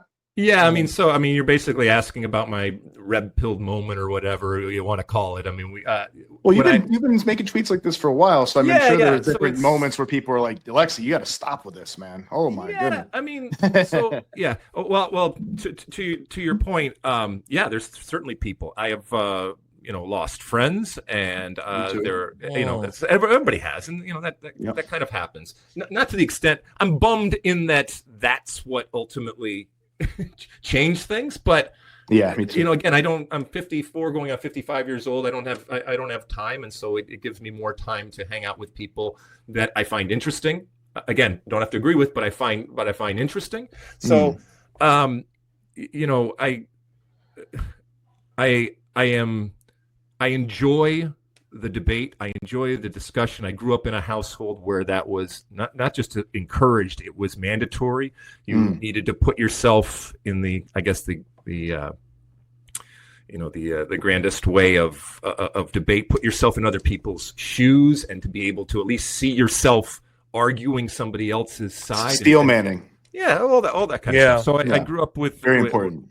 I grew up with that. I enjoy the jousting, if you will, and the back and forth. I fully recognize, certainly when it comes to my personality on X or online over there, that I'm poking and that I'm provocative. It's absolutely intended. I find I get more information out that way, and it's more fun to me. I look at X much more as an information gathering source, and honestly, a video game type of entertainment that it is fun. It could be very fun. That's funny. Exactly. But I wake up each and every day to a litany of names that I am being called and vile things that people say to me simply because of the political stuff that comes out. I keep it to X. On my State of the Union podcast, we don't get into politics, and certainly when I'm on television, although sports are politics, and geopolitics are always kind of going to be part of sports, especially when I'm doing World Cups and these big tournaments. It always USA versus Canada hockey, exactly, exactly. Sure. But I'm not sitting up there and telling people how to vote or talking about the latest thing. But it's fun. I also enjoy politics. I enjoy me too. The tribalism. I think it mirrors a lot of stuff when it comes to sports. Like I said, you have your sides and you argue. The performative aspect of it, especially when it comes to politicians and all the different relationship building and consensus building and all that kind of stuff. I love it. There is a scoreboard ultimately at the end of the day, and there's a power and cachet that comes from the wins and the a lack of power that comes from the losses out there. So I see a lot of similarities. Obviously, sports are not even close to as important when it comes to the consequences of these types of conversations that we have, or the actions that are taken by politicians. But I do see the connection when it comes to sports, and I enjoy it. I enjoy doing it. But yes, to your point, there are people that aren't going to follow me. There are people that are going to immediately not. I can tell them the cure to cancer. Like Trump the other day. Yeah, when he was it doesn't matter what I say. There is a certain segment that aren't going to listen simply because of the messenger. And that's you that's never disappointing. you never got any pressure from your employers.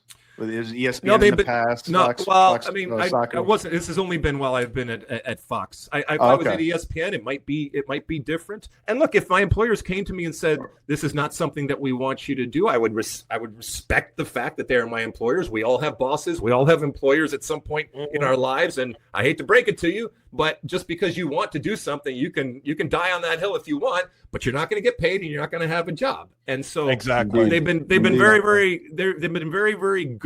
I think I've done it in a balanced way. I think I've done it in a fair way. But it's been great, yeah. But it's also and for a long time, yeah, it is a tightrope, and I want to be very I hover over that send button, yeah, like thinking everybody about else. It's like, is this going to be a problem? And I hate that. Yes. I hate that there is that tight wire type of thing. I mean, if I had a way to hit a button and everybody's draft posts automatically just went out into the ether, the entire universe would just collapse. Oh my God. That's true. That's very true.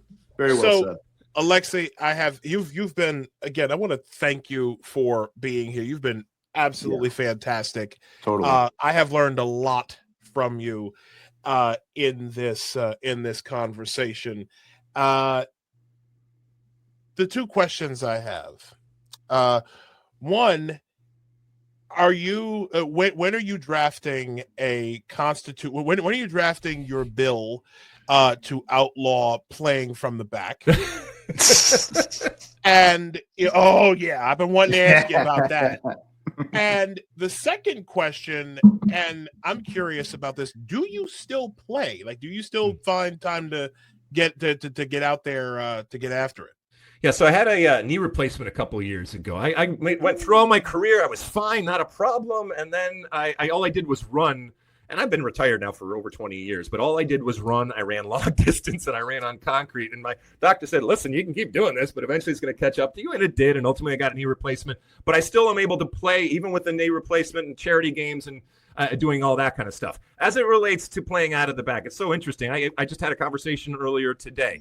The romantic notion. All right, listen, my mom's a poet. My dad's a professor. I grew up in a house that was adamant about trying as many different things as possible, being involved as many different things as possible growing up. And I love my parents for it. Obviously, I gravitated to sports, but they had no background in sports. They just said, hey, it keeps him out of trouble, and he's good at it. So let's do that. So when I think about what was the question? What was the question? When are you playing from the back? Like, when are you playing from the back? So when I think about playing from the back, there is this romantic notion that I don't think it's crept into the game. I just think it's kind of been in the game, but it certainly has gotten bigger. And you can blame Pep Guardiola or whoever you want, Spain, all that kind of stuff with it. And the problem is what has become a pejorative is being pragmatic, right? You know what's romantic to me is winning. There's nothing more romantic than winning. If I told you guys that in 2026, Christian Pulisic and company are going to win the Men's World Cup, I don't think you or anybody watching or listening gives a crap about how it gets done. It could be the ugliest. And I want to say ugly again. That's just a perspective. That be the most Italian way possible. Right, exactly. It could be completely defensive, long ball down the middle, no 1-0s. Possession at all, 1-0s all the way. Think Greece and Portugal. Back in the Euros, all that. But nobody would care. Nobody would care at all. Now there are some countries and cultures that they do care about that. But this playing out of the back, all it has done is created a generation that thinks that they're better than they actually are, individually as players and teams. It's also created coaches that feel in order to show their wares, in order to be worthy of attention or value, that they have to play this way. And it is, if you are Barcelona, if you are Man City or anybody else, that's all fine and well. But 99% of the other teams are not that. And so you are trying to, paint the Sistine Chapel with crayons, right? Yeah. And you can fake it, but it's never going to be the beauty and the romance of the elites. And so you might not get the results either. Exactly. And you might not get the results. And for a coach, that's a problem because you're going to get fired. And for players, it's a problem because you're not going to be brought back and you're not going to have another contract. And you can scream and yell and say, yeah, but my coach told me I have to. They are doing things now in the modern game that I would have been fired on the spot for. Passes that people are making out of the back now that never in my wildest dreams would I have dreamt that a player would have made. And yet this is fine, whatever, and I'm sure there's data that they have, but it's just insane. Is there an example that I can that you can share? Oh, every single weekend there's an example of somebody playing out of the back there where the ball gets lost and comes right. And the coaches will say, yeah, but it's a risk reward type of thing. And I just think for these teams that aren't good enough, it's one thing a risk reward if you're good enough and you're playing against inferior opposition. But these teams that aren't good enough, that risk reward changes dramatically. I'm not saying if and when they get out, it's great. But when they lose the ball, they're not only losing the ball, but they're losing it in a place that can be devastating for the other team. 100%. Basic. It's to me losing a ball in that back third when like before the game is even before your attack is even started. To me, that's a little worse than an own goal. I personally, I'm saying this. I hate playing from the back. I hate it. I'm like it. Like I am more of a direct guy. Get it like on a goal kick. I want you. Get it out of there. Get it to midfield. Get it to the middle third, or as close to the forwards as you can. I cannot stand playing from the back. Yeah. Like when I saw, I went to DC United's home opener a couple weeks ago, and I teased Lucas Bartlett. I told him, I said, you had a busy night in the back line. He was like, because there was a lot of playing from behind. It's like I'm with you, Lex. I cannot stand. You don't want to do that with Rodrigo and Mbappe and Vinicius Jr. Yeah, exactly. Catching that ball back there. And if you're, it's one, like parking the bus, for example. All right. Yeah. There is a time. There's a time and place for doing that, and sometimes it's just this is what we have to do because it gives us the best chance. But we all know all it takes is one mistake when you're parking the bus, and now you're losing, and now you have to open yourself up. In warfare, you would much rather, if you have your home, your palace, whatever it is, you would much rather defend further away from it because the closer you get to it, the more risk there is that you are going to sustain damage. So exactly. I mean, it's just it's an amazing transformation of the game. And again, I can constantly remind myself, don't grumpy old man it. But I don't think, and it's all cyclical anyway. At some point, everybody's going to go back to play 4-4-2 and long balls out of the back for yeah. It's not. You're right, Alexi. It's a misguided goal for especially for teams that just don't have the chops for it. It's amazing. It's an amazing game. It's an amazing game. It is. Alexi, thank you for coming on, man. I really appreciate it. This has been a fantastic show. Where can people follow you? What are you working on, and how can we? What you got? What you got? So obviously, if you want to scream and yell at me, you can go on X, and I'm up each and every day and screaming and yelling back and doing all that kind of stuff.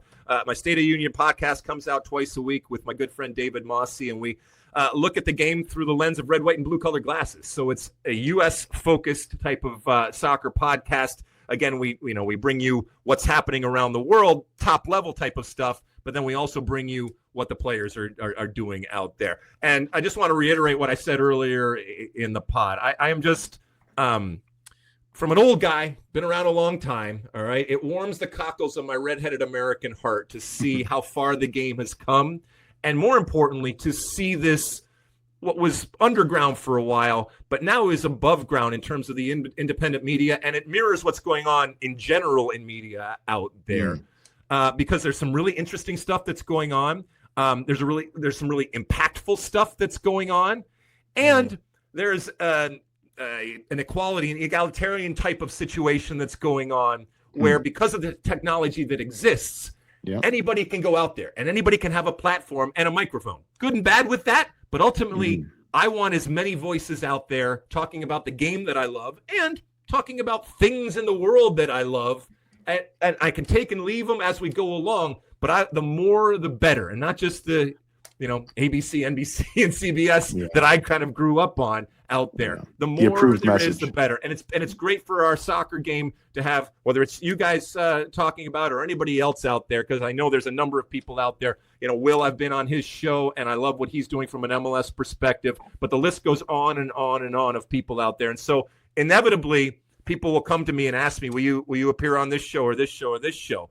And I always say yes, because I want to talk to people. Whether it's for one person or 100 people or 1,000 people or 1,000,000 people, it doesn't matter to me. I enjoy talking about these things. I want to talk about these things. And ultimately, it's not about being good for me, which it is, but it's good for the game. And I love that. Here, brother. Man. Efcaristo Pale, man. I really thank you so much. I want to say one thing to Alexi too, real quick, guys. I'm not muted. Alexi, it was a big honor for me personally. I think it was like 2009, 2010. You had his big Uncle Sam hat. I was in America with the American Outlaws, and I'm sure you probably don't remember, but you signed it for me. It was probably Rentschler Field or Gillette Stadium, and you signed it for me, and I thought that really made my day, and it's a huge honor for you to now be on Apostate Radio with me and Isaiah, and you've been great, man. Hopefully we'll get you back on. Huge honor, man. That's awesome. Well, hopefully I can see you guys in person at some point. Yeah, it'd be great. Next time you're in New York City, let us know. Absolutely. Matter of fact, hold on. Who is your, well, I don't want to, you don't have to answer this if you don't want. Who's your team? And who do you think's going to make it big in MLS this year? Who's my team? So I played for the New England Revolution, what then was the Metro Stars. Then I went over to the Kansas City Wizards, and then I finished up with the Los Angeles Galaxy.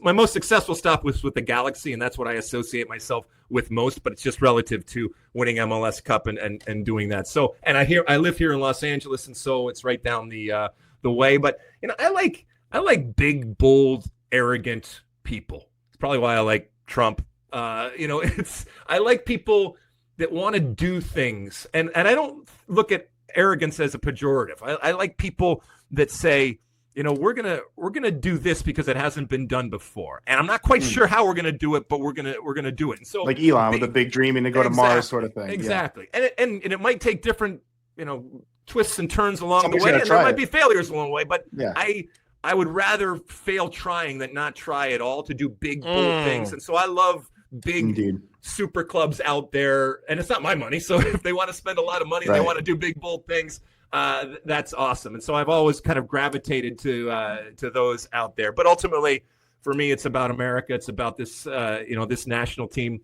whether it's the men's or the women's. It's near and dear to my heart. From a Fox perspective, we're so excited. We got the Gold Cup this summer. We got the World Cup in 2026. And I'm telling you guys, the summer of 2026 is going to be awesome. The circus is going to come and leave town. We got to use it. We got to harness it. But man, oh man, I'm talking to you today because of the power of what a World Cup can do to an individual. It changed my life forever, and it changed the landscape of soccer forever. And we can do that again in 2026 if we do it correctly. And I cannot wait. It's going to be fun. Same here, brother. Can't wait. Again, Alexi Lalas, the man, the myth, the legend. The icon. The icon. He has come here. He has blessed our show. And Alexi, we are the better for it, sir. Again, Efcaristo Pauli, thank you so much. I greatly appreciate your time. Feel free to come back anytime, man. Awesome. Yes. All right. Take care, my friend. We'll see you soon. All right. All right, Alexi. Thank you. Well, that was great. That was that guy. That guy is every bit who I thought he'd be. Yeah. Oh, 100%. Every man. bit the awesome guy that I thought he was going to be. Yeah, as Every seen on bit. TV, man. Yeah, he's better As than I seen thought, on man. TV. What a Yes. man of people for sure.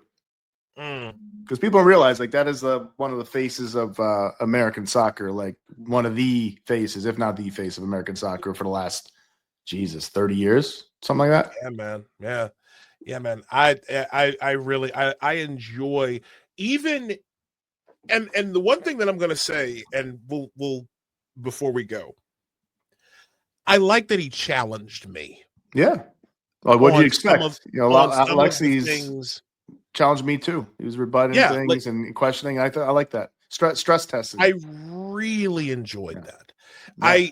I like that he was able to make our, like challenge us on why on what we Mhm. believed, especially with this particular situation with Taxi, and really with the culture in general.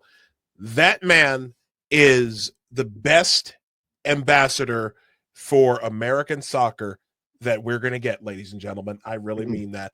That is our show for tonight. We have gone basically we've gone the 3 hours. How you feeling there, Nick? You good? I'm good, man. I took some coffee. I took some Alpha Brain, so I was got energized by Alexi and Will coming on. And some of the nonsense videos we were watching ahead of that before they came on.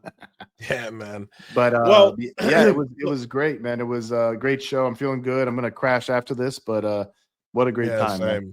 I'm really pleased to have Alexi and Will on. Really great. Yeah. Thank you, ladies and gentlemen. Thank you as always for joining us here tonight. We are greatly blessed by your presence here. You can follow us at Isaiah L. Carter. You can follow my guy here at NostraChavez. You can follow Apostate Radio NY. And so next week, due to a passing in my family, I think I've spoken about this before with Charles. We will not have a show on the 23rd. I'll be down in Baltimore for the memorial service for Charles alone. We're gonna bury our brother, and I'm looking. Well, I won't say I'm looking forward to it, but as I've said, You gotta mourn, man. You gotta mourn. That's important. I was talking to my brother earlier today, and we were discussing some things about him, and everybody is trying to figure things out in their own way. Like they're trying, like within my family with Charles's passing, and it's gonna be good to go down there and just remember him as the good man that he was. He was a very good man that had a hard life, but he was a good man, and we love him. So next Sunday, the 23rd, we're going to take a little bit of a break, and then we'll be back on March 30th. That's good, man. But we'll see. We'll see if maybe we could do some midweek stuff too, like before or after, if you guys miss us too much. But that's a good break. I mean, I got plans too to see some friends on Sunday in New Jersey, so that actually works well for me as well, because it would have been I'd have to rush to get back. So that actually works out. But yeah, that's great, brother, to mourn your brother there, and see your family, all your friends you guys have together. That's so important. And generally, like when you lose a loved one like that, like it brings everybody closer together too. So yeah, I'm looking forward to that. So again, folks, thank you so much for joining us. We greatly appreciate it. Thank you for I guess working through this. I know soccer is not something that a lot of people really consider, given this particular audience, but I'm telling you right now, go to games. go to a Yeah. match. Oh, they're fun. You will.